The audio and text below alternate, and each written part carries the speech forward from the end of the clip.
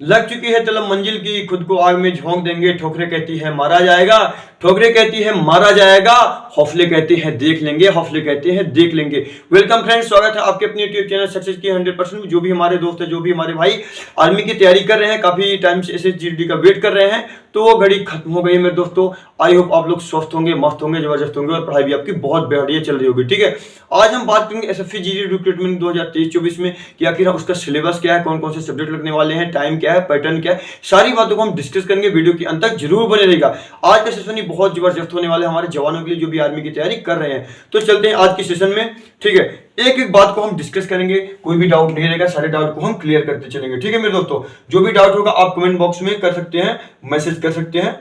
ठीक है, सबसे पहले मैं बात करूं मेरे दोस्तों कि SSGD 2023-24 रिक्रूटमेंट के बारे में बात करेंगे। आखिर हमारा जो ऑनलाइन फॉर्म है कब से स्टार्ट होगा सर, काफी सारे कमेंट्स भी आ रहे हैं। तो मैं बात करूं कि आपका 24 नवंबर 2023 से आपका ऑनलाइन फॉर्म स्टार्ट हो जाएगा मेरे दोस्तों।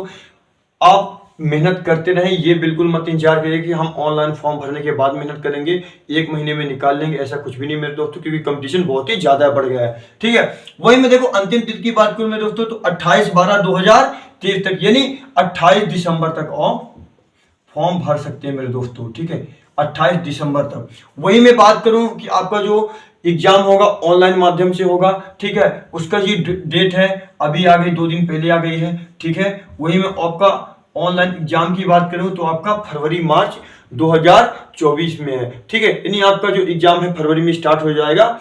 ठीक है, और मार्च तक चलेगा। वही मैं देखो आवेदन शुल्क की बात करूं मैं दोस्तों तो जनरल, OBC, EWS को 100 रुपए मात्र आपको पेड करना होगा ऑनलाइन के माध्यम से। वही ST SC फीमेल की बात करूं तो 0 रुपए लगेगा आपका। ठीक है, तो ST SC एवं जो फीमेल है उनको 0 रुपए पेड करना होगा। ठीक है, वही मैं योग्यता की बात करूं कि आखिर SSGD कौन कौन सी स्टूडेंट भर सकते हैं, उनका क्वालिफिकेशन क्या है। तो जो भी हमारे स्टूडेंट हैं 10th पास हैं, ठीक है, किसी भी बोर्ड से 10th पास है, वो SSGD के लिए अप्लाई कर सकते हैं मेरे दोस्तों। ठीक है, आयु की बात करते हूँ, काफी सारे स्टूडेंट कमेंट करें कि सर आयु क्या है, आखिर इसमें छूट कितनी है, आयु कितना लिया हुआ। इसमें काफी सारे डाउट्स हैं, तो सारे डाउट को हम क्लियर करते चलेंगे धीरे धीरे। ठीक है, इसकी जो आयु है, न्यूनतम आयु 18 वर्ष होनी चाहिए। जो भी SSGD के अप्लाई करने वाला या कर रहा है उसको 18 वर्ष न्यूनतम होनी चाहिए मेरे दोस्तों। वही अधिकतम की बात करूं तो 23 वर्ष, यानी SSGD में जो भी स्टूडेंट 18 साल का हो गया है और 23 साल से कम उम्र का है वो अप्लाई कर सकता है। ठीक है, अब वही मैं छूट की बात करूं मेरे दोस्तों तो आयु में छूट की बात करूं तो देखो यहाँ पे OBC पूर्व सैनिक को 3 वर्ष का छूट, यानी जो भी OBC में आता है और जो सैनिक है वो 23 साल का है और प्लस इसमें 3 ऐड कर दो, यानी 26 साल तक अप्लाई कर सकता है। यानी ठीक है, तो OBC और जो सैनिक हमारे हैं वो 26 वर्ष तक भर सकते हैं SSGD में। ठीक है, वही मैं बात करूं SC एवं ST की बात करूं मेरे दोस्तों तो ये इसमें 5 वर्ष का छूट दिया हुआ है। तो जो भी 23 है और 23 में से 5 ऐड कर दो तो 28 वर्ष तक हमारे ST SC वाले भर सकते हैं। ठीक है मेरे दोस्तों, तो आयु भी अच्छी खासी दी हुई है, एज भी, और एज में रिलैक्सेशन भी बहुत बढ़िया दिया हुआ है। ठीक है, तो आई होप आपको जो भी ये डाउट रहा होगा एज को लेके तो क्लियर हो गया होगा। ठीक है, अब वही देखो मैं पैटर्न की बात करूं कि आखिर कौन कौन से सब्जेक्ट हैं। ठीक है, हमारे सब्जेक्ट में कितने कितने नंबर आ रहे हैं। ठीक है, तो ध्यान से देखना मेरे दोस्तों, यहाँ पे हमने 4 पार्टों पे डिवाइड किया, A, B, C और D, यानी हमारा 4 सब्जेक्टों से पूछा जाएगा।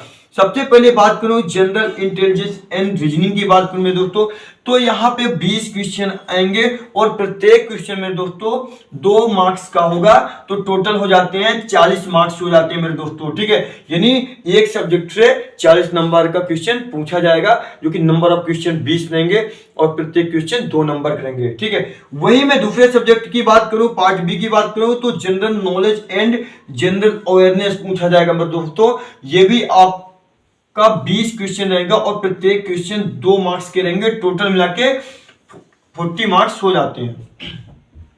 अब थर्ड पार्ट जो है, तीसरा जो पार्ट है वो मैं बात करूं एलिमेंट्री एंड मैथमेटिक्स की बात करूं मेरे दोस्तों तो ये भी इसमें से भी 20 क्वेश्चन आते हैं और प्रत्येक क्वेश्चन जो होता है 2 मार्क्स का होता है, तो कुल मिला के आपका 40 मार्क्स हो जाता है। ठीक है, वही मैं फोर्थ एवं लास्ट सब्जेक्ट की बात करूं तो यहाँ पे इंग्लिश एवं हिंदी है। देखो, तो यहाँ पे आपको ऑप्शनल चूज करना पड़ेगा दोस्तों। ऐसा नहीं है कि आपको इंग्लिश भी पढ़ना पड़ेगा और हिंदी भी।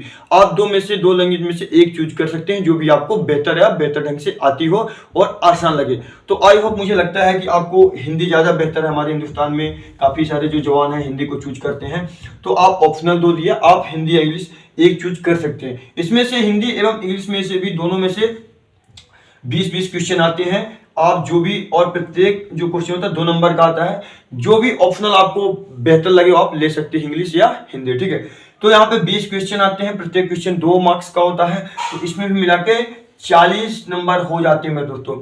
वही मैं एग्जाम का ड्यूरेशन की बात करूँ तो वहां पे थोड़ा सा टाइम कम दिया हुआ है, 60 मिनट दिया हुआ मेरे दोस्तों, यानी 60 मिनट यानी 1 घंटे दिया हुआ मेरे दोस्तों, ठीक है।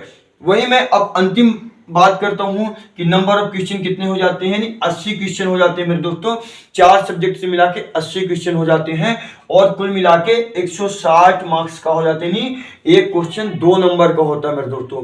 तो आई होप ये आप समझ गए होंगे, जो भी 4 सब्जेक्ट लग रहे हैं कितने कितने नंबर का। वही मैं बात करूं कि इसमें निगेटिव मार्किंग की बात करूं मेरे दोस्तों, तो निगेटिव मार्किंग कितनी है, 0.50 का है। यहाँ से थोड़ा सी ज्यादा निगेटिव मार्किंग में दोस्तों, तो यहाँ से थोड़ा आपको जब सॉल्व करेंगे तो ध्यान में रख के भी निगेटिव मार्किंग को सॉल्व करना पड़ेगा मेरे दोस्तों, ठीक है। तो आई होप आप एक एक क्वेश्चन को भी समझ गए होंगे कि आखिर हमारा पैटर्न क्या है, सिलेबस क्या है, सारी बातों को मैंने यहाँ पे बता दिया, ठीक है।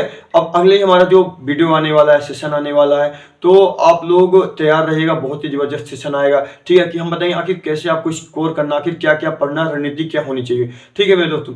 जो भी हमारे चैनल में नए हो तो वीडियो को लाइक करें, सब्सक्राइब करें और शेयर करना बिल्कुल मत भूलिएगा मेरे दोस्तों, क्योंकि आपका एक लाइक हमको मोटिवेशन देता है। मिलते हैं अगले वीडियो में। जय हिंद मेरे दोस्तों।